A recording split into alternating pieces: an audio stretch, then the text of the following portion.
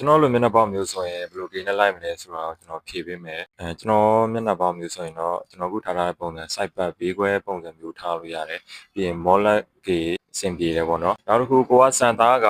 အနောက်ကိုလှန်ပြီးလို့အဆင်ပြေတဲ့အနေအထားလောက်ရှိမယ်ပြောမယ်ဆိုရင်တော့ slipper ထားရင်လည်းလုံးဝကြည့်ကောင်းတယ်အောက်ခြေကိုပွားပြောင်ပြောင်နဲ့ undercut တွေညှပ်ပြီးတော့မှ slipper ထားတာတို့ပေါ်အပင်ထောင်လေးထားတာတို့ဆိုလည်းလုံးဝကြည့်ကောင်းပါတယ်ဗျဒါတော့ကျွန်တော်မျက်နှာပေါက်မျိုးရှိတဲ့ညီကိုတွေထားကြည့်တဲ့ swing ကြီးပဲဖြစ်ပါတယ်အခုပြောပြပေးခဲ့တာကတော့ဘာသာတို့တော့အဆင်ပြေမယ်လို့ကျွန်တော်ယုံကြည်ပါတယ်ဗျလိုက်ပြီးတော့ထားကြည့်ပါနော်အခုပြောပြခဲ့ကြီးထဲမှာကိုစန်သားနဲ့တင်တော်မယ်ဆိုရင်တော့ထားပါတချို့ကမျက်နှာပေါက်နဲ့လိုက်ပြင်မဲ့ကိုစန်သားနဲ့အဆင်မပြေတဲ့ swing ကြီးမျိုးတွေလည်းရှိတာဖြစ်တဲ့အတွက်ကိုယ့်ရဲ့ facial ကိုနံပါတ်1ကြည့်နံပါတ်2ကကိုယ့်ရဲ့စန်သားကိုကြည့်ဖို့လိုတယ်ဗျနောက်ပြီးရင်လည်း hair product တွေတစ်ခုခုလေးပုံမိတ်တို့ wash တို့တစ်ခုခုလေးနဲ့လိမ်ပြီးတော့ပုံသွင်းရင်တော့ပို့ပြီးတော့အဆင်ပြေတယ်ပေါ့နော်ဒီတိုင်းညှက်ရုံနဲ့ကြတော့ညှက်ထားတဲ့တိုင်ကတိတ်ပြီးပုံမကြောက်ဘူးဗျအိမ်ရောက်ရင်လည်းပုံမြဲတဲ့ကြောက်ဖို့ဆိုရင် hair product လေးတွေကိုသုံးပေးဖို့တော့လိုပါတယ်ဗျအားလုံးကျေးဇူးပါနောက်ဗီဒီယိုတွေမှာပြန်တွေ့ပါမယ်